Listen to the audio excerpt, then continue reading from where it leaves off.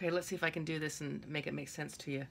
So I have an iron over here that's hot. I have a bin, a plastic bin full of batik scraps. These are all scraps that are cut into strips of different widths and different lengths. They're all left over from other projects I've made. And I'm going to start with two pieces that are about the same size. And these are, I don't know, probably 3 or 4 inches long. And they're approximately the same size. It doesn't have to be accurate because they're all going to be sewn together in a really wonky way and going to be really crooked. So that's the beauty of this. So then you just sew a 1/4 inch seam down there. Take it off and grab the scissors. And then I just do a lot of finger pressing on this. I just roll it over, finger press it. Then the next piece, I always think of going clockwise. So the next piece I'm going to sew on is here. And then I'm going to sew one on this end, and then one on this end. So I just keep going around the clock. So I find a piece of fabric that's about the right size to go on that, to go across here. And I can go straight. You can go straight or you can go really crooked. You can just do whatever you want. It's really freeform. So I'm going to go just a little bit crooked, but not very crooked. And then you just do a 1/4 inch seam. So I'm sewing along that yellow fabric. I'm using the edge of that yellow fabric on top as my guide for the 1/4 inch seam. When I sew that, then you want to trim off the excess. I save these little pieces, just put them over here because that way I can use them for the next center or a small piece. So all this extra here, I'm just going to trim that off because it can get really bulky if you don't trim all that off. So then I take that piece I just sewed on, flip it over, and just finger press it. Then I'm ready to do the next one. So the next one is going to go on this side. So I went there, and then I'm going to continue around clockwise. So I need to find a piece of fabric that's about, and I just try to look at colors. I try to mix up the colors, keep them different, keep them interesting. So here's a pink piece. So the way I'm going to put that on, it needs to come down this line, but I'm going to put it on just a little bit wonky, and it's just completely free form. So you can put it on, you could put it on straight, you could put it on wonky the other way, completely free form. Then you sew that 1/4 inch seam. You could sew these on a paper backing, but like you do a string quilt, but there's really no need to, because it doesn't have to be, the lines don't have to be straight, and when you cut it to square, you just use a square ruler. So I have an 8.5 inch ruler, and I just put that over the top of it and then trim it so that you can kind of arrange it and through the clear ruler and see what you've got. So here you can see it's kind of an odd shape. It's not really square. So the next piece is going to come down this side. So I'm just going to find grab another piece out of my bin. Here's a nice green. Let's see if that's big enough. It's wide enough. See, you just want to have, it needs to be long enough to cover that line. It doesn't have, it can be however wide you want it to be. So I'm just going to go a little bit wonky like that. And again, it's completely free form. So you just don't want to do the same thing every time. You just want to mix it up. So you sew that on there. And again, I'm going to cut all that excess off because that gets really bulky. So just keep a garbage can handy where you are.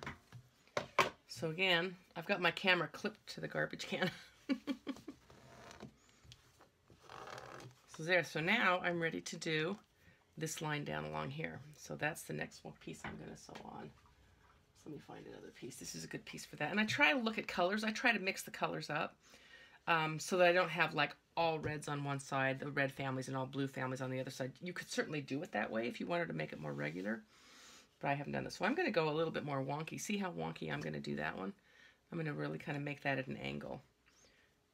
But you just want to make sure that you come down to like the corner down here. You don't want to miss the corner like that. So you want to come down here and cover the whole width of this fabric.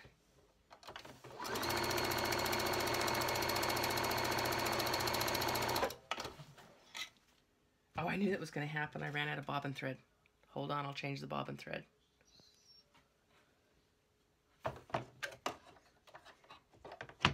Of course that was going to happen, luckily I have a bunch of bobbin thread wound, so it doesn't take me. I've got a bunch of bobbins wound. Just load them up, put it in, and ready to go again. I always do that. I always piece with like cream color or gray fabric thread, so I always have, when I start a project, I wind a bunch of bobbins. Or when I'm winding bobbins, I wind a bunch of them. I don't just wind one bobbin and go. So that's my bobbin change. It's that easy. And then I'm ready to go again. Okay, so now I'm going to sew this line.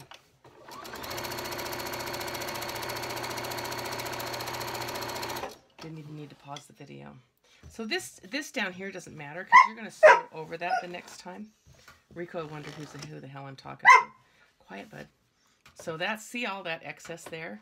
That really needs to come off because that's really going to be bulky. You can certainly leave it in there, but your quilter probably wouldn't like you very much if you did. Okay, so the next one, I want to finish this so that I can show you the final part of it. So let's see. I'm going to go ahead and I'm going to just do a couple more, and then I'm going to turn the camera off and finish it so then I can show you cutting it. So I don't know if you can see that line, the best way to show you. So here's the line. It's kind of crooked, the piece that I have to sew on. So I want to make sure that I cover. So I want to make sure that I cover the corner. I want to cover all that width. And so I want to make sure I cover the corner, if that makes sense. I don't want to have my fabric coming halfway off the edge of that piece. I know Rico. Rico wonders who the hell I'm talking to. Okay, so there's all that excess. I'm just going to trim that off. Okay, and I keep my iron right here so that I can press these without getting up. So I have my iron just right here, sitting here, so I can just press it here without getting up. It makes it easier. And I usually press it every round or two. Usually once I do 4 pieces around, I usually press it. It keeps it nice and flat, easy to work with. And of course I can trim these things off because they're going to get trimmed off anyway once they're sewn, but I could save that and maybe make a center out of it. So this is just really a crazy shape. It's nowhere near square. Rico, you need to quit barking, bud. I know you're wondering, who the hell are you talking to? So I'm just looking for different colors and kind of looking for, so I kind of want, I don't know, I kind of ran low on colors. I'm going to use this one. That's not quite long enough, so I'm not going to use that one. Rico, stop barking. He's very enthusiastic. Okay. Oh, yeah, pick a color. I can't find a color. You'd think there'd be something in here that I could use. That's the same one I just put on there. All right, just pick a color. Here, let's use that one. So there's a blue.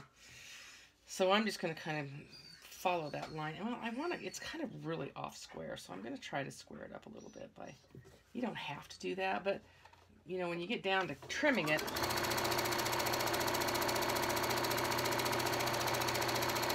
so anyway, I'm going to stop with that. I'm going to show you how so then you can see there's all that excess there. Trim that off.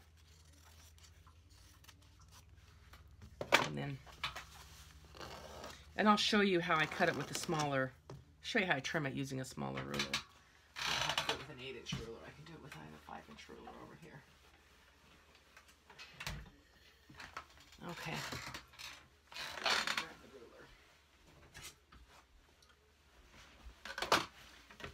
So pretend that this is bigger than I've pieced all the pieces that I need to.